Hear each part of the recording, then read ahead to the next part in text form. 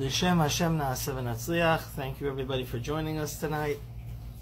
We're back in business. God willing, we'll do modern halacha. Today I wanted to talk about flattery. As we do live in a society of a lot of fake people, and this week's parsha, Mas'eh, at the end of the chapter 35, the Torah says, "V'lo tachnifu ta'aretz asher atem ba, ki hadam hu yachnif et haaretz v'la'aretz lo yechaper l'adam asher yishupach ba, ki im bedam shochvo."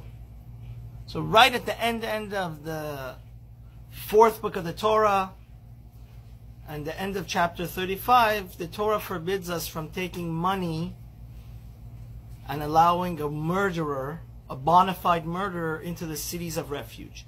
So basically, this is how it works. If somebody murders another Jew on purpose, he has to go get the death penalty. If somebody murders another Jew, and you can't call it murder, kills another Jew by accident,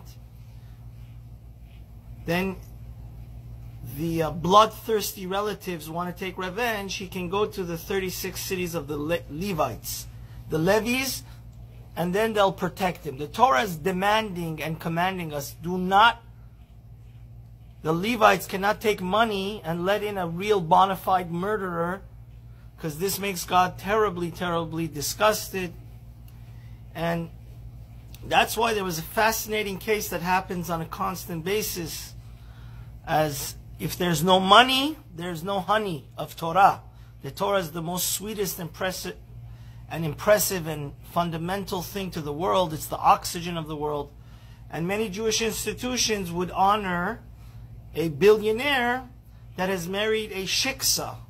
So they will go ahead and say, he's a sterling example of Jewish leadership, his sensitivity, his caring, his giving. And many religious and observant Jews get disgusted and fume. How could you honor a person that has married a non-Jew and he's part of a spiritual holocaust which is causing more Jews to have died because of assimilation and intermarriage than the Holocaust themselves?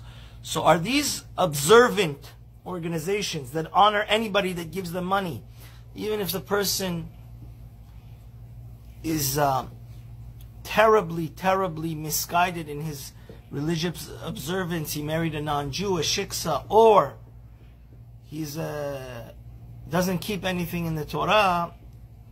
Is that appropriate or not? Is that president, chairman of the board, master of ceremonies, the whole institution, doing the right or wrong thing in the eyes of the Almighty Lord? And just to make sure that we should realize on an ethical level how terrible the sin of chanufah, flattery, is, well, let's take a look in the Gemara in Sota at the end of the chapter 7, Daf Membet, page 42, I apologize, in the Bavli. It says 4 people cannot see the light of God. Ena mekablim pnei shechina, which Rashi explains, there are many people that will go to heaven because they've done more good deeds than bad deeds. But there are 4 types of people, 4 species of people, that even though they have their scales are tilted way in favor of their mitzvah and good deeds, they're not going to see the light of God in heaven. God is going to put his face, so to speak, to the back of them. They cannot. And who are they? The Gemara in the Bavli Sota Membet says, people that are always making fun of everything, ridiculing everything. People that are flatterers, the second one. They're not going to see the face of Shekhinah. People that are pathological liars. And people that are always destroying peace in the world through their Lashon Hara. These 4 people do not see the face of Shekhinah, which is a terrible sin. It's a terrible punishment, because they are in heaven, but they're not getting the full benefit because God puts his back towards them, because he despises these first. And they learn it from, how do we know that the people that are chanufa, are flatterers, don't see the face of God, so to speak, because it says dichtib ki lo lefanav chanef yavo. It says in Iyov, I believe, if I'm not mistaken, the book of Job, chapter 13, that in front of him there are no flatterers, which means God is the epitome of truthfulness. Somebody that is always flattering people that are evil and saying they're wonderful, this is wrong. And actually we're mourning the destruction of the temple. Believe it or not, I bet you 99% of people don't know this, but one of the reasons our temple was destroyed in Jerusalem is the Gemara right on the other page. Look at the Bavli, Mem Aleph 41b in Sotah. It says that unfortunately there was, according to Jewish law, a king, even if his mother is Jewish, if his father is not Jewish, he's uneligible to be the king. Because it says, Mikerev achicha tiye melech. From amongst your brothers, you can establish a king. So according to Judaism, both the father and the mother have to be Jewish, and from the tribe of Judah for you to be a king. And there was a king in the end of the second temple. His name was Agrifas. His mother, of course, was Jewish, but he was not. And guess what happens? The Gemara says that he was reading the Torah and he started crying. Because what happened was he realized that he wanted to resign as the king. Because he said, it's very evident to me, even though I'm not a Torah scholar, that my brothers are not Jewish, which means my father's not Jewish. He started crying. He was such a... And the rabbis, unfortunately, at that time, were totally misguided. And they told him what? No, you're our brother. Do not feel bad. It's okay. You don't have to resign as the king. And the Gemara there says something that at that time, God wanted to destroy all the Jewish nation. Terrible word, kelaya. You know, these four things of being somebody that makes fun of everything, lying, pathologically lying about everything, gossiping and destroying people's life through character assassination and flattery, God despises these things so much that when the leaders of the Jewish nation do it, God wanted to, God forbid, eliminate the nation of Israel. And because the rabbis, instead of telling the king Agrifas that yes, you are right, you read the Torah right, you should step down as the king because you are uneligible, your dad wasn't Jewish, they said no, you're kosher, you're good, go ahead, ba ba ba bi bi bam. And this was one of the reasons God said, this temple, such a community, I don't want anymore. Just to bring out a final ethical thing about how terrible flattery is, one of the most classical books of Jewish ethics that the Grozal says was one of the most important books of Jewish ethics was the Menorat HaMaor, such a sweet book. And he there also says over there in Ner Bet, Klal Gimel, Chelek Aleph, Perek Aleph, and Perek Bet, he says that about flattery, he writes, Elu hamenachim l'shaim, these people that flatter evil people or respect them in order to gain favor in their eyes or gain a favor, oy lenafsham, woe is to their soul. Their cause the world, God forbid, to get destroyed, and God hates them. Like it says in the Talmud Bavli 113 Psachim.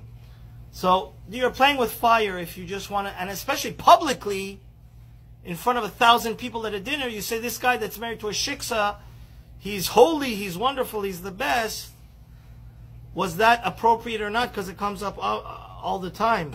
A lot of the wealthiest people are the people that are not religious at all, and their wives are not Jewish, unfortunately. First of all, we have to define precisely and exactly what chanufa means. Chanufa means that you justify the actions of an evil person that rebels against God and does not keep the Torah, and you honor a rasha because you want to find favor in his eyes and you want to get money from him, or he's very powerful. You want him to give you protection, like a mafia type of person. And the Grazal says in Yeshaya that more times than not, the classical case of chanufa happens when the person he's such a person that he's nice to people. He is a charitable person, this figure that you are honoring. He's charitable, he's a gentleman, he's nice, but he's a womanizer, and he doesn't care anything about his responsibility to God or Shabbat or kosher. So can we honor such a person in a banquet or not? So I just wanted to say that today's shir is based on Rabbi Yaakov Mantro's wonderful book. I just fell in love with the Sefer, Halachic World, chapter, volume 1.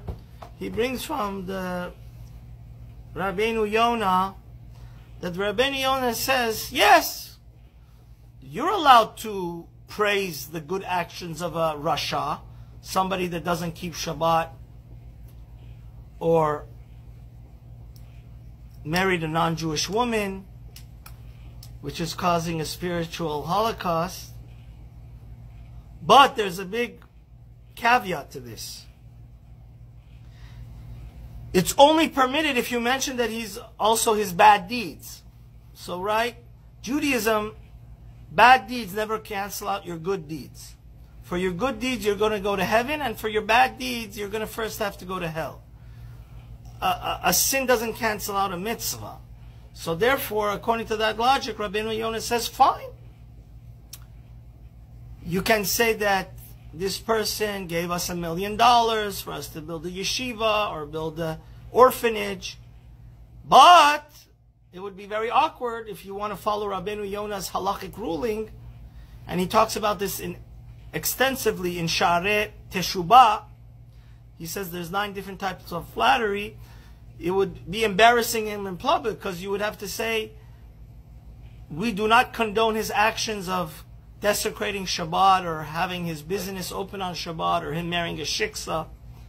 So, and the Sefer L'Re'echa Kamocha volume 1, page 102 would say, it seems according to the Rabbeinu Yonah, the way he understands it, it doesn't matter if the person is Tenik Shenishba, which means, yes, on one hand, the person may not be at fault for being non-religious and marrying non-Jewish and not keeping Shabbat and not keeping any of his obligations, like the first 5 of the 10 Commandments, which are responsibilities between him and God, because from a young age he grew up unreligious. He doesn't know any better. It's like a young boy that was stolen at birth by the non-Jews, kidnapped, and he grew up among non-Jews. So he doesn't know even that he's Jewish. They snatched him as a baby. It seems from the Rabbeinu Yonah, the way this posek author understands it, that Rabbeinu Yonah says there's no exceptions to his rule. Yes, you want to honor somebody that doesn't care anything about Judaism, his religious obligations to God, but on the other hand, you could praise his good deeds that he gave $1 million, but you would have to have the whole enchilada, the whole package there, and mention all the mistakes that you do not want people to find out. By the way, parenthetically, the Musar books, the Jewish ethics and philosophy books explain, why is this so despicable in front of God? And I forgot to say that this is just not some ethical fluff over here. One of the most important books, halachic books, written by the Rishonim, Rabbi Lazar Mimintz, the Yereim, says this is the 55th commandment of the Torah. Just like you have to keep kosher and keep Kippur and keep Passover and Shabbat, the 55th mitzvah of the Torah is that you should not flatter, respect and honor and praise people that are evil, that are Rasha. And somebody that does not keep any of the commandments of the Torah, unfortunately, would go under that category. And not only that, it's the Sifri, the Rabbi Lazar Mintz learns it from a Sifri on this a passage that we quoted in the end of chapter 35 in the fourth book of the Torah, Bamidbar. So, the reason why Chanufa is so bad is very simply is, first of all, we should really reprimand somebody that married a shiksa, somebody that married out of the religion.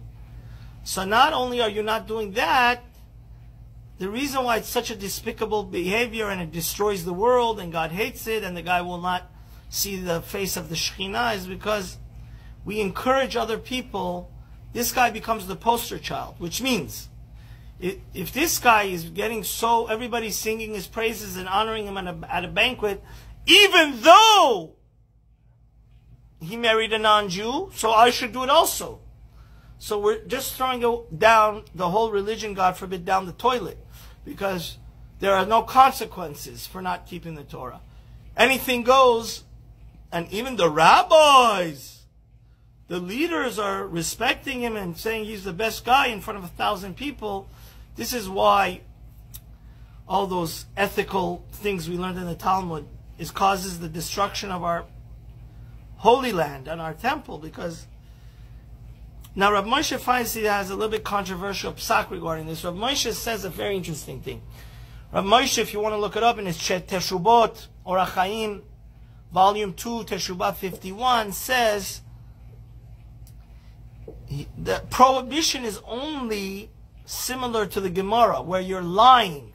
You're stating a false action to gain favor in the eye of the king, or the billionaire, or the trillionaire, or the president, or the mafia, or whoever. But, like they said, the king said, oh, the Torah says, I'm not Jewish, father. They said, no, that's still acceptable. You could still be king. But, if you're saying the pure truth, the guy gave $1 million, he has a heart of gold. Okay, he doesn't care about any of his responsibilities to God and not marrying a shiksa. Rav Moshe suggests, in order to gain a financial donation, that would be acceptable. But he's not even sure about this. It's a big stretch. He says it could be, it's not necessarily prohibited. That's why he says that if there's going to be a big fight in shul and it's going to cause a commotion, you're allowed to honor such a person that is clearly not religious at all and frankly doesn't care about any of his responsibilities. He can open the ark. But the majority of Jewish contemporary poskim argue on Rav Moshe. Rav Chaim Kanievsky Shlita, the prince and general of Torah, says there's no way that's acceptable. Rav Tzvi Weber, Rav Scheinberg Zatzal, they all hold that one should not compliment a Rasha in such a fashion. You cannot take somebody that is clearly not an ideal Jewish citizen because he married a non-Jew or desecrated Shabbat in open.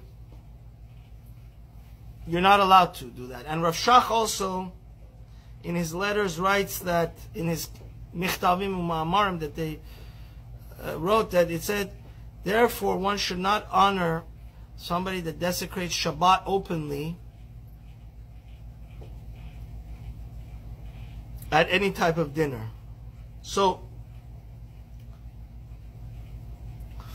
this is something very interesting, and I think this week's parsha also is Matot. In Farsi, we have a saying, Mahi Asarish Gandhi this. The worst type of sinful action that is the beginning of the end of the Jewish nation is when it comes from the leaders, weak leadership.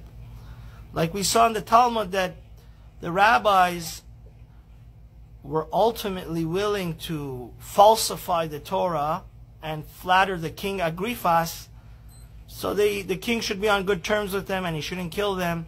This is a total lack of bitachon. When we think that mere mortals, whether they're a billionaire or the mafia or whoever, or the king, we treat them like God, and we willing to condone and rationalize and sing the praises of them even if they're wrong, just to gain favor from them. That's, in its essence, it's wrong, in that we've missed the boat, because we don't realize everything is up to God. And let's never forget, at the end of the day, when we the most important Jewish prayer, which is the most fundamental, that you have to have the most intention, is no question, is Shema Yisrael. And at the end of the Shema we say Adonai Elohechem Emet. We have to be truthful people, and the truth is the truth. Now, do we go around bashing people? No. But to come in front of entire, sometimes in these banquets there's thousands upon thousands of people. I don't know, honestly, myself. We have to go ask the greatest halachic and Torah authority. It is a terrible test. On one hand, somebody gave an institution $1 million, and on the other hand, it's only right, on one hand, to have gratefulness, which is the most basic. But by you being grateful and honoring him in a banquet, you are kind of condoning that his lifestyle of marrying non-Jewish. May Hashem guide us always in the right way and build our second temple. And let's always be in contact with the greatest of Torah scholars and authorities, like Rabbi Yitzhak Yosef, Rabbi Yaakov Hillel, Lo Alman Yisrael. When Moshe passed away, in every generation we have our own mini Moshe, like Rav Chaim Kanievsky.